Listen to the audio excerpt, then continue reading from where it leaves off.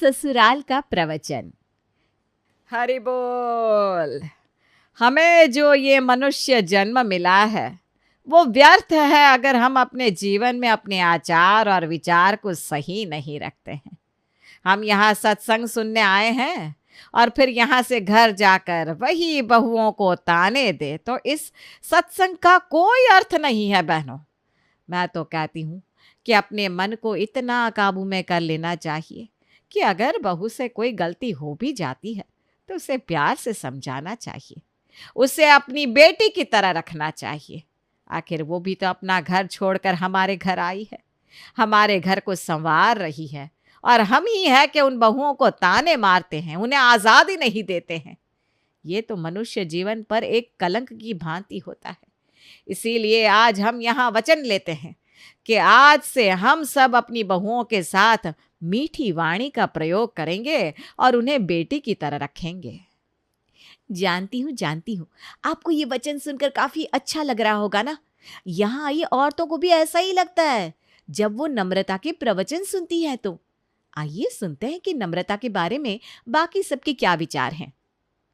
मेरा तो दिल खुशी से भर जाता है जब नम्रता बहन इतने अच्छे शब्द कहती है। तो उनके प्रवचन को सुनकर तो मैं घर जाकर अपनी बहू के साथ बहुत ही प्यार से बर्ताव करती हूँ। पता है, अब तो हम दोनों माँ बेटी की तरह रहने लगी हैं।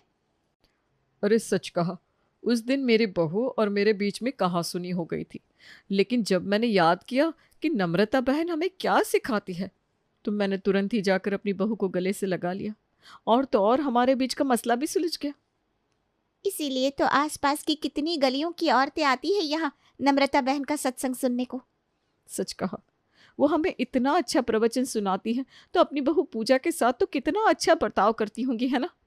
और नहीं तो क्या, पूजा तो बहुत किस्मत वाली है कि जो उसे नम्रता बहन जैसी सास मिली है।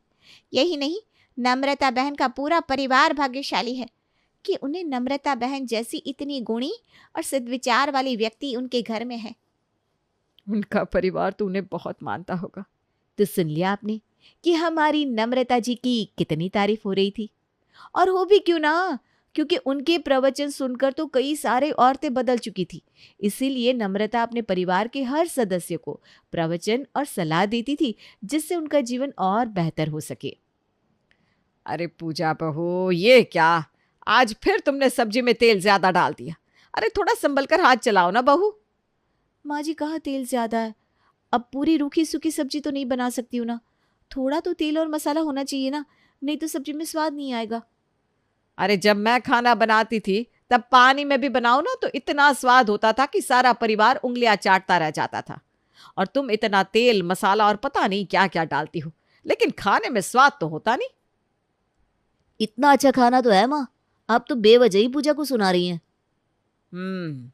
यही संस्कार बाकी रह गए अब, हैं?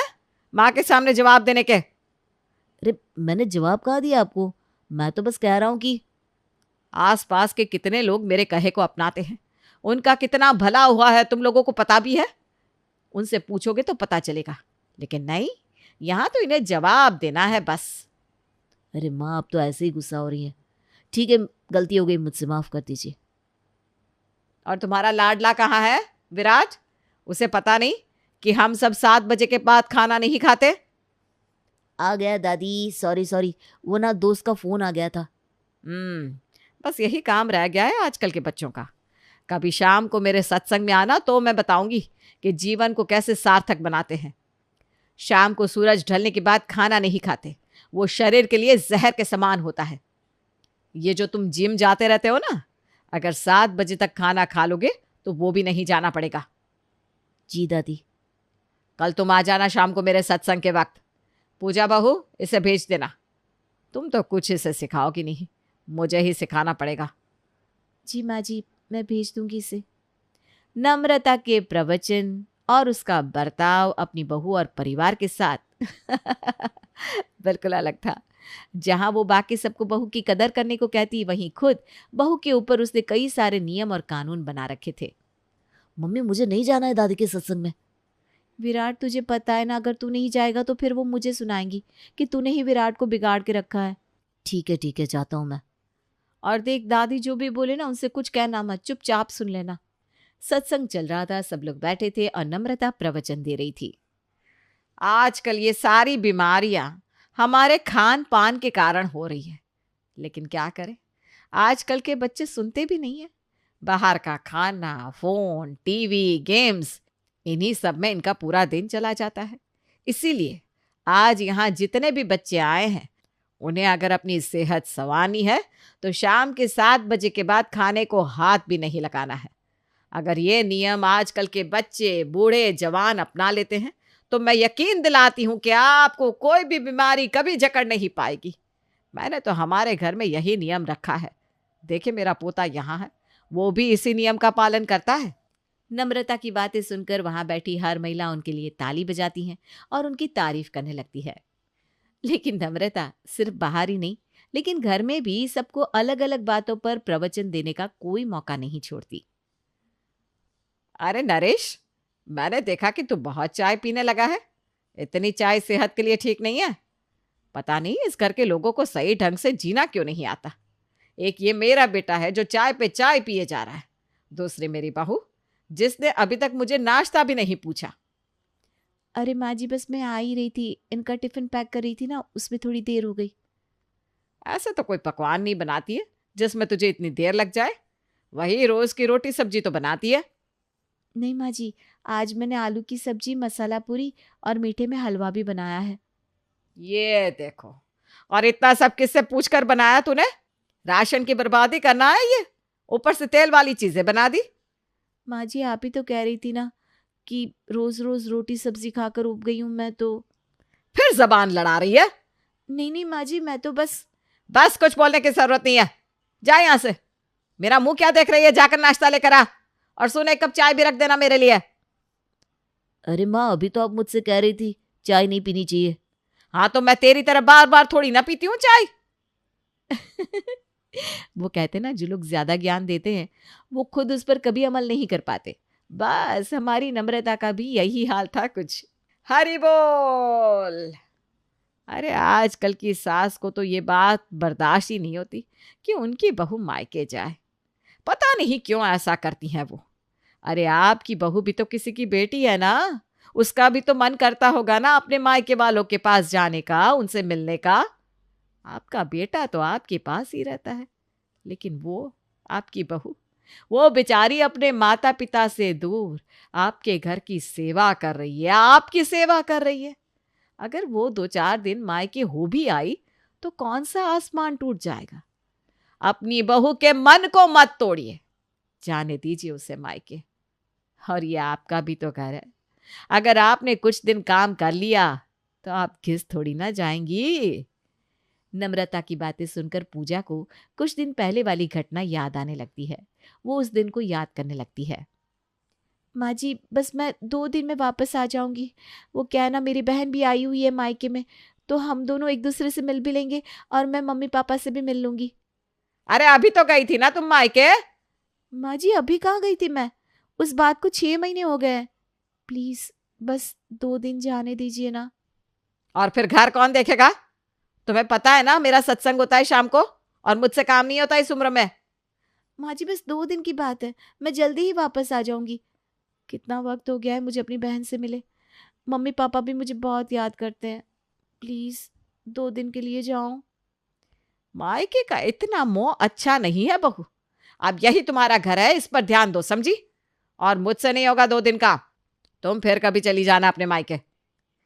पूजा ये सब सोच ही रही थी कि वंदना ने उसे हाथ लगाते हुए कहा, अरे पूजा, कहाँ खो गई हो? कहीं नहीं आंटी जी, बस यूं ही। तुम भी अपनी सास की प्रवचन में खो गई होगी ना। हम सब भी यूं ही खो जाते हैं जब वो हमें प्रवचन देती हैं तो। तुम तो बहुत भाग्यशाली हो कि तुम्हें ऐसी सास मिली है। मैं बहुत भाग्यशाली हूँ, सच कहा आपने। पूजा के साथ नम्रता कैसा बर्ताव करती थी वो सिर्फ वही जानती थी, लेकिन लोगों के सामने तो उसकी छवि किसी साधु महिला से कम नहीं थी जिसे हर बात का ज्ञान था। लेकिन उनके परिवार के साथ साथ एक और व्यक्ति था जिसे नम्रता का असली चेहरा पता था, और वो थी उसकी पड़ोसन सविता, जो कई सालों से उसके पड़ोस में रहती थी, लेकिन उसके सत्संग में कभी नहीं आती थी। देखो, अपनी अपनी किस्मत है ना। पास में गंगा बह रही है, लेकिन डुबकी लगाने का वक्त नहीं है लोगों के पास। अरे सबकी किस्मत में कहाँ होता है साधु संतों का साथ। हम तो भाग्यशाली हैं कि हमारे कानों को इतना अच्छा ज्ञान सुनने को मिल रहा है। अब सबकी किस्मत हमारे जैसे कहाँ है। हाँ, कुछ लोग तो घमंड में ही जीवन बिता रहे, ना कोई सद्विचार है ना प्रभु का नाम। अरे छोड़ो ना, ऐसे लोगों को तो फर्क ही नहीं पड़ता किसी की बात से। हाँ, सही कहा तुम दोनों ने। मुझे कोई फर्क नहीं पड़ता, क्योंकि मुझे पता है कि मैं कम से कम किसी गलत इंसान को तो अपना गुरु नहीं बना रही हूँ, जो अंदर से कुछ और है बाहर से कुछ और, जो प्रवचन तो देती है लेकिन खुद उस पर अमल नहीं करती। अरे नम्रता बहन के बारे में ऐसा बोलने से पाप लगेगा, पाप। वो कितना अच्छा सत्संग करती है, सबको सही मार्ग दिखाती है, सबको प्रेरित करती है धर्म के मार्ग पर चलने के लिए। मैं उसकी पड़ोसन हूँ, मुझे पता है कि वो क्या चीज़ है, और मैं जल्दी तुम सबको भी दिखा दूंगी कि असल में वो है क्या। अरे चलो चलो यहाँ से, इसका तो दिमाग ही खराब हो गया है। सविता की बात वहां खड़ा विराट सुन लेता है। उसे लगता है ऐसा कुछ तो है जो सविता को उसकी दादी के बारे में पता है, इसलिए वो सविता से बात करने जाता है। आंटी, क्या मैं आपसे बात कर सकता हूँ? हाँ हाँ बेटा, आओ ना। मैं जानती हूँ तुम मुझसे किस बारे में बात करने आए हो। आप मुझे जानती हैं आंटी? मैं अच्छे से जानती हूँ, तुम मेरी सहेली के पोते हो। क्या सहेली? सविता की बात सुनकर विराट के होश ही उड़ गए, क्योंकि सविता वो एक ही महिला थी जो उसकी दादी के सत्संग में नहीं आती थी। फिर वो उन्हें अपनी सहेली भी कह रही थी। लेकिन अगले दिन सविता इतने सालों में पहली बार नम्रता का प्रवचन सुनने आती है। आखिर आज इसे भी आना ही पड़ा। ज़रूर मेरी तारीफ सुनी होगी सबसे, तभी तो यहाँ आई है। आज तो मज़ा ही आएगा प्रवचन करने में, सच में। देख, आज ये भी आई है, लगता है हमारी बातों का असर हो गया इस पे। हाँ, इससे भी बुद्धि आ गई होगी। चलो अच्छा है। हरि बोल। आज हमारे सत्संग में काफ़ी सारे बच्चे भी आए हुए हैं, लगता है मेरे पोते के दोस्त हैं। बच्चों, अच्छा है आप छोटी सी उम्र से ही प्रवचन सुन रहे हो। ऐसे ही मन लगाया करो पढ़ाई में भी और सत्संग में भी। मैं जब आपकी उम्र की थी तब पढ़ाई में बहुत आगे थी, और तो और उसी के साथ धर्म के कार्य भी करती थी। इसीलिए तुम सब भी इसी मार्ग पे चला करो, तभी तो तुम लोग भविष्य में आगे बढ़ पाओगे। अच्छा दादी, आप पढ़ाई में बहुत आगे थी। बेटा, अब मैं अपनी तारीफ क्या ही करूं सबके सामने। अरे अपनी तारीफ करने में कैसी शर्म भला। मैं आप सबको दिखाती हूँ कि हमारी नम्रता पढ़ाई में कितनी आगे थी। ये देखिए, ये है इसकी 10वीं की मार्कशीट। दादी, अब 10वीं में फेल हो गई थी, लेकिन आपने तो कहा आप बहुत अच्छे से पढ़ाई करती थी। हाँ, बहुत आगे थी पढ़ाई में, लेकिन पीछे से हमेशा पहला नंबर लाती थी। मैं और नम्रता एक ही साथ पढ़े हैं ना। अब हाँ, वो उस साल मैं हाँ, उस साल तो क्या है कि उसने बिल्कुल पढ़ाई नहीं की थी। सहेलियों के साथ बाहर जाना, घूमना, यही सब चलता रहता था बस। नम्रता की मम्मी अक्सर मुझे बुलाती और इसकी चोटी खींचकर मेरे साथ पढ़ाने बिठा देती। अरे हमने पढ़ाई नहीं की, तभी तो बच्चों को कह रहे हैं ना कि पढ़ाई करो। अच्छा, ठीक उसी तरह जिस तरह तुम बाकी सबको बहू के साथ अच्छा बर्ताव करने को कहती हो, और खुद उस पर कभी ताने मारना, कभी उसके साथ गुस्से से पेश आना, उसे मायके ना जाने देना जैसा बर्ताव करती हो। वो क्या है ना, मैं तुम्हारे पड़ोस में रहती हूँ तो सब कुछ साफ साफ सुनाई देता है ना, इसलिए कह रही हूँ। अरे ये सब तो हम बस। हाँ, लेकिन ऐसा नहीं है कि नम्रता के प्रवचन अच्छे नहीं होते। मैं मानती हूँ कि वो जब कहती है कि हमें 7 बजे के बाद खाना नहीं खाना चाहिए, बहुत अच्छी बात कहती है। हाँ, वो बात अलग है कि खुद रात को चुपके से रसोई में खाना खाती रहती है। अच्छा, तभी हमारे घर में सुबह तक खाना कभी बचता ही नहीं था। दादी, आपको रात को भूख लगती है इसलिए आप खाना खा लेती है, आपको बता देना चाहिए था। अरे कोई बात नहीं बेटा, नम्रता जो कहती है वो बाकी सब तो करती ही है ना। क्या हो गया अगर वो खुद इसका पालन नहीं करती तो। अरे हमें तो लगा था ये कोई बड़ी साधु और गुरु होंगी, ये तो खुद अपने कहे पर अमल नहीं करती। हम भी किसे अपना गुरु मान बैठे थे। अरे चलो भाई चलो, यहाँ से सब चलो, अब हम नहीं आएंगे। अरे रुको, मेरी बात तो सुनो सब।